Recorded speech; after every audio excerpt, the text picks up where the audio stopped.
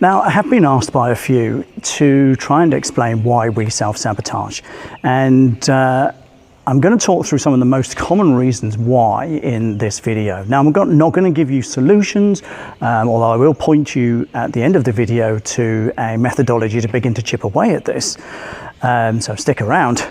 But I'm going to talk through the most common reasons why people self-sabotage. There are a lot of reasons, and usually it's a combination of things, often stemming from when we were young. And there isn't a one-size-fits-all. Or your reasoning may be different to mine. I will explain my reasons for, or the reason why I self-sabotage, or the most common reason, later in the video. But let's start with a set of self-beliefs, negative self-beliefs. Now, self-beliefs are things that you've come to believe about yourself that are not so encouraging, not so edifying. And these things could be like, I'm not good enough, I'm bound to fail, I can never be happy, I always get things wrong, you know, why don't things ever work out for me, and stuff like this. Now, oftentimes, this comes about through poor experiences. You've had a series of things go wrong, and you've just think that there's no way that things are going to go right for you, and that's become embedded, and that's what you believe, and that's how your life tends to go. Because as I've said in another video, and I'll point a link to it somewhere nearby, you get more of what you think about. And if you have a poor self-belief, then you will act in that behavior. Our behaviors mirror our beliefs and our values. So how do we fix this? Well, we start changing how we view ourselves and our belief system. But like I said, I'm not going to come up with that. I'm not going to share why and the hows.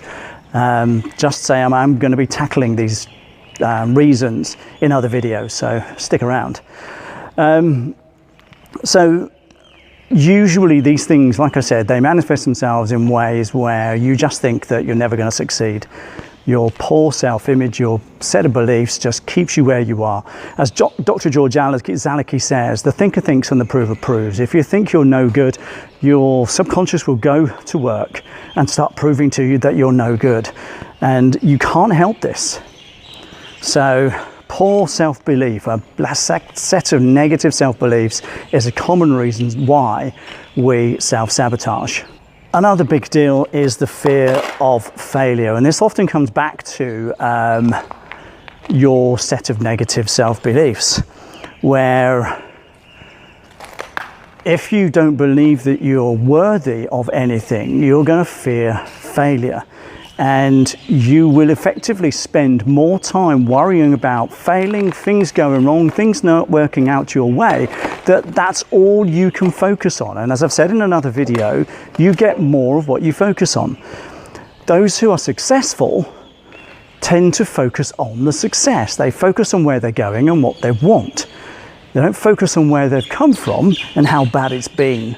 And this fear of failure is it stops an awful lot of people from being successful in life, and also in business and in relationship and work and careers, you name it.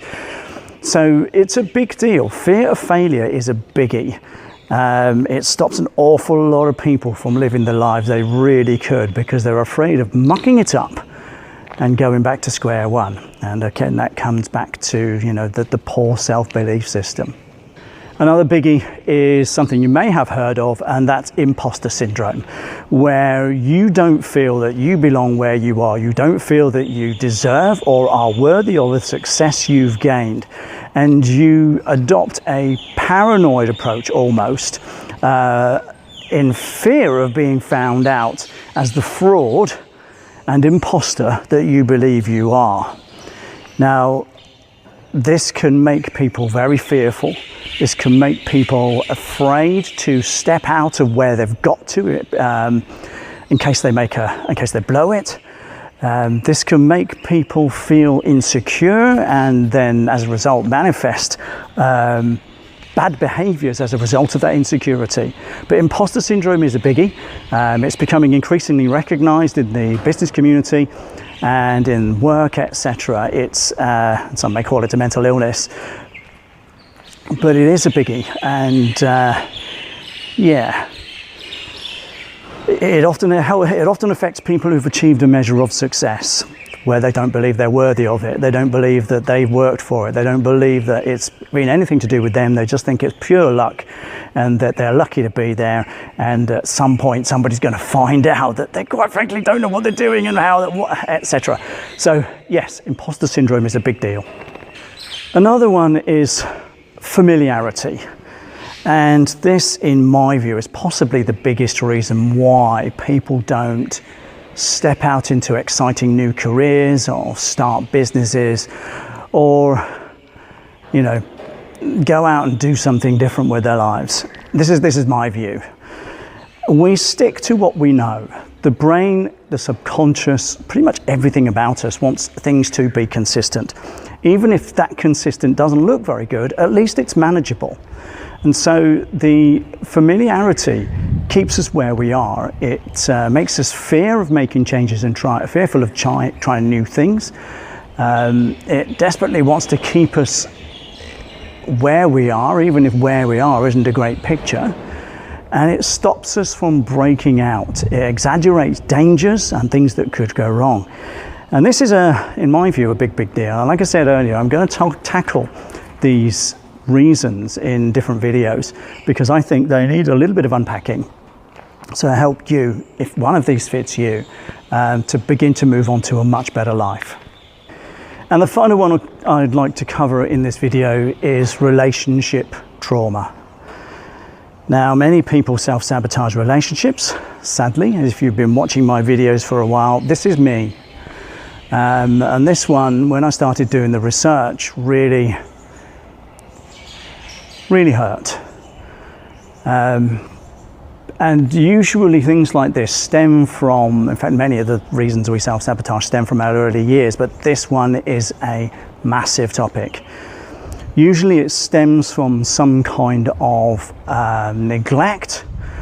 In my case, I was neglected as a child, both not necessarily physically, but definitely emotionally. Didn't get the support I want. And as a result, I struggled in relationships for my entire life. I find it very difficult to get close to people. I find it very difficult to trust. I find it incredibly risky to allow people to get to know me properly outside of just the surface stuff. I push people away, and as a result, I've struggled with relationships in most of my adult life. No, I take that, tell a lie. All of my adult life. And it's purely because of the relationship trauma that I had when I was young. It makes me very insecure in relationships, even relationships that I think are rock solid. What I've had to acknowledge is what's not rock solid is my attitude, my approach, my mental well-being, and my belief system around my relationship with others. This has led me to become very self-destructive, very self-sabotaging in relationships. And the knock-on effect of that has been huge. It's had a huge impact on my life. Ruining a relationship has meant that I'm here in Fiji.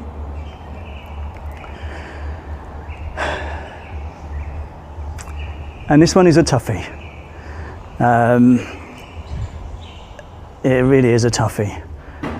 But the thing is with all of these, is that recognizing why you self-sabotage, even if you don't know quite how to tackle it yet, is the beginning of dealing with self-sabotage.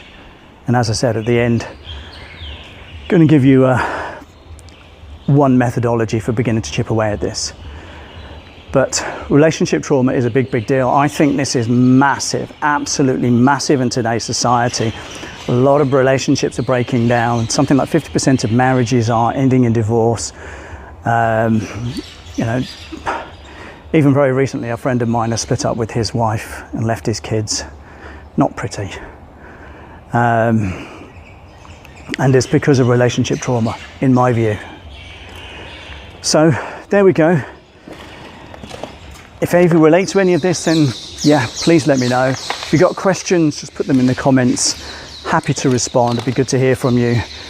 Like and subscribe. And like I said, if you want a methodology for tackling beginning to tackle self-sabotage, you can take a look at wherever it is. But yeah.